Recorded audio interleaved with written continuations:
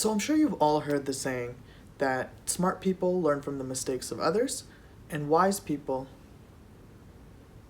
Oh, no, that's not it. So I'm sure you've all heard the saying, smart people learn from their mistakes, and wise people learn from the mistakes of others.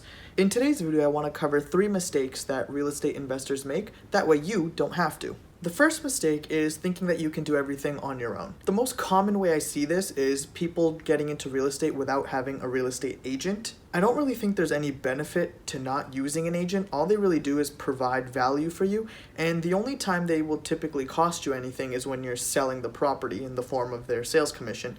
But if you're looking to buy your first unit, I don't really see why you would do so without having a real estate agent. I think the misconception that people have is that if they go, straight to either a seller or straight to another agent, they can somehow negotiate a better deal. I don't think that's true, considering, agents kind of negotiate real estate deals for a living. Aside from that fact, they'll also be able to come up with comps for you, which is basically, finding comparable properties in the area to say, okay, this one sold for this much, this one sold for this much, these are all kind of similar, so this is what I think you should be offering. So that's one example of how people think that they can do everything on their own, and it doesn't really help them, it only ends up hindering them. I've seen people grossly overpay for properties that they've bought on their own without using a real estate agent. Another way that I've seen this is the refusal to bring in a property management company. So we don't personally have any property managers. All of the properties in the portfolio are close enough that we're able to manage it ourselves.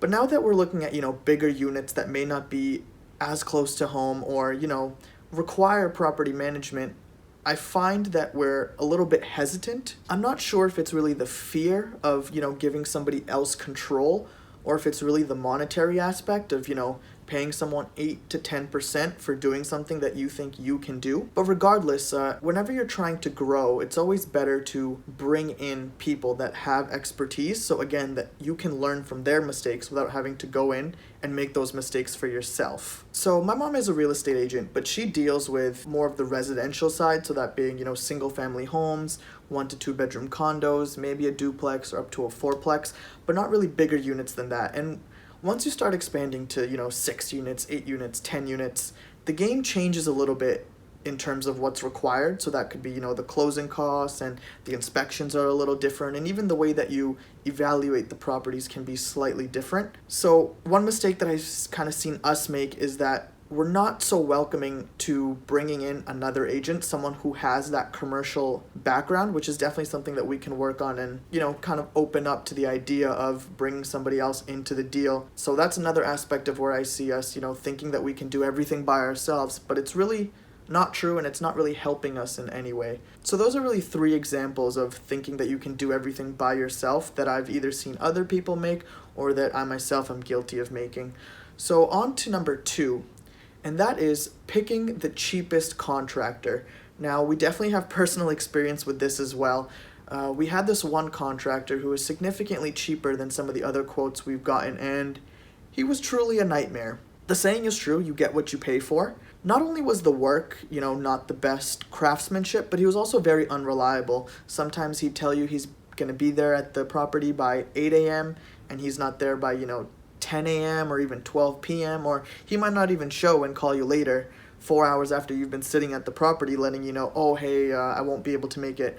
And that would be us getting lucky if he actually called and said he's not going to be able to make it. Sometimes, he would just not show up, or like I said, be late. And this was really messing with the timelines. And in this business, timelines and deadlines are very important, because if you don't get your property ready by, the time frame that you've allotted, it's potentially costing you more money, whether that be in, your mortgage payments, or even if you bought it cash, you have to, pay taxes for that amount of time, and the insurance, or perhaps you've borrowed money from a hard money lender, they're charging you upwards of 10-12% interest, so that can really add up quickly if you're not hitting your deadline. So even though you may have saved money initially, it might end up costing you money in the long run. So another instance that we had with this contractor was actually when we were remodeling a unit. We were having him do the bathrooms, and he had to put the toilet in. So one would imagine it takes a little bit of plumbing work, to set up the whole toilet. But lo and behold, we get to the unit, and we see a lot of things are done. We go in the bathroom, and we see that the toilet has not actually been installed. He simply placed it there.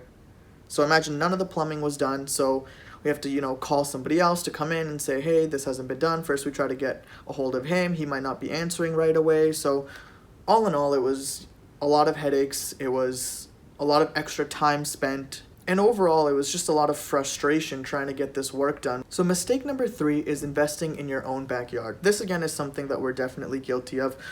Pretty much all of the portfolio lies within, 1 to 2 towns, which are very close to us. And it's not necessarily a bad thing when you're starting out. However, if you live in a major city, something like New York City or even Boston or Los Angeles, any of these, big metropolitan cities, there's often a high barrier to entry. The property prices are so high that unless you have an immense amount of capital saved up, it's going to be really hard to penetrate that market. It's definitely worth exploring other towns that are outside of these major cities or major hubs.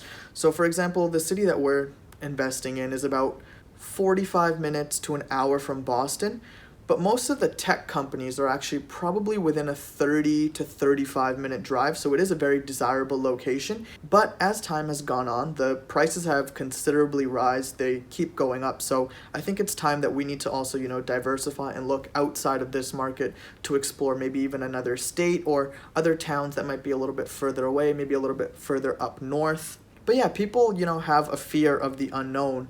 I think this kind of ties in with mistake number 1, which was thinking you can do everything by yourself. It's very possible that we'll have to get an agent that's from, another market who knows that area. That way we can get a better judgment, and it's very likely that we'll have to hire a property management company if, it's too far to actually drive and maintain that property.